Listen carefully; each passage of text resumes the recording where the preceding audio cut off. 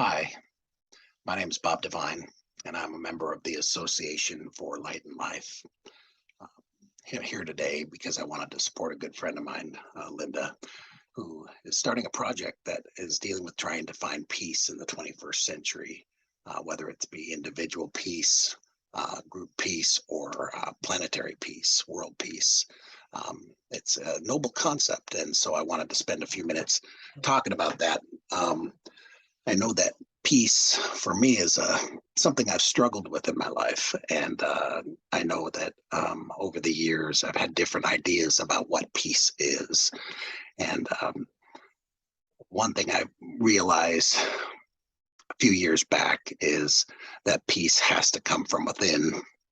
And I didn't always know that, and so I was striving to kind of try to get it to happen in different ways, and rallying for causes, against causes, and different things. And I did write a poem eventually when I sat down and pondered it for a while and was reflecting on it.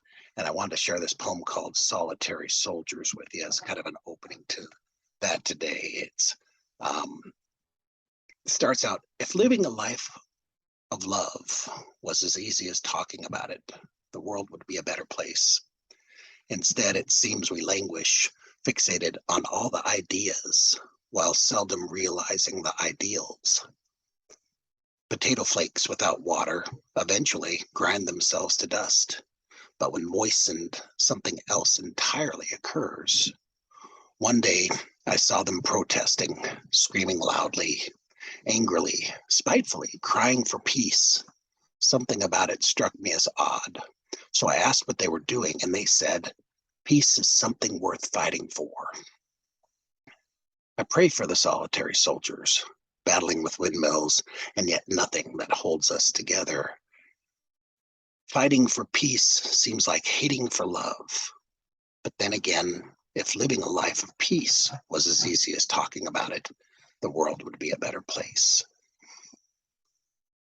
And so that's kind of where I got to, where I realized it can't just be the words we share. It's easy to just say peace and mean peace and get together and chant peace, but there has to be some sort of action or meaning behind it, which brings me to the reading that I wanted to share today from A Course in Miracles, which talks about various selections on peace within those documents. And I really appreciated reading this the first time I saw it. And it's labeled "The Conditions of Peace." And so I'll read this for you. Peace is inevitable to those who offer peace. Peace is an attribute in you.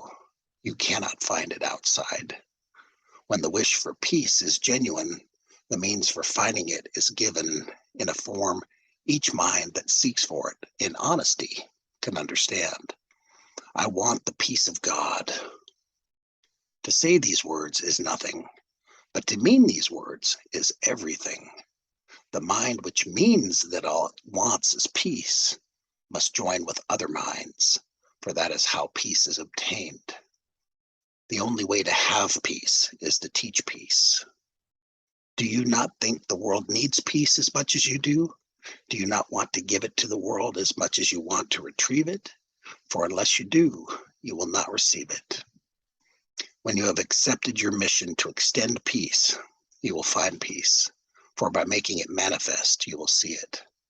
If peace is the condition of truth and sanity, and cannot be without them, where peace is, they must be.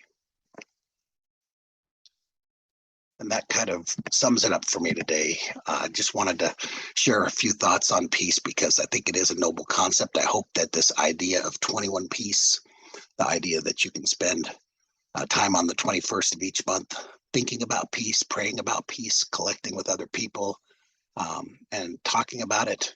But most of all, of course, spending time working on it from within, because that is where it's gained. That's where it can be shared from. And when you're sharing from that place of peace, a whole lot can happen that is good in the world. So thank you for the time, and I hope you have a wonderful day.